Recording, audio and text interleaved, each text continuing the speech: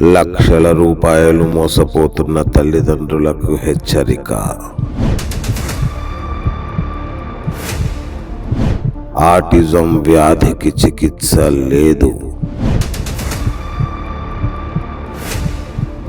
మరెలా? ఈ పిల్లలకు దిక్కెవరు?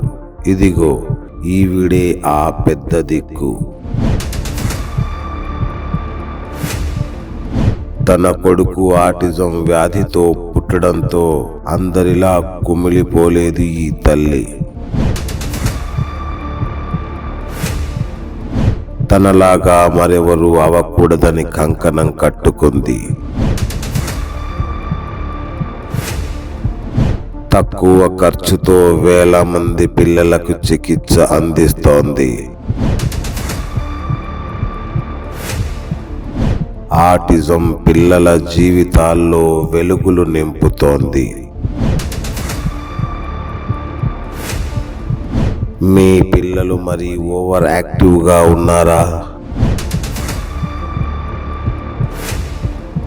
లేదంటే మాట్లాడకుండా, మీ కళ్ళల్లో కళ్ళు పెట్టి చూడకుండా మందబుద్ధిలా ప్రవర్తిస్తున్నారా? అయితే వెంటనే ఈ మహాతల్లికి ఫోన్ చేయండి. నెలల వయసులోనే కనిపెడితే 90% ఆటిజం తగ్గిపోయే ఛాన్స్.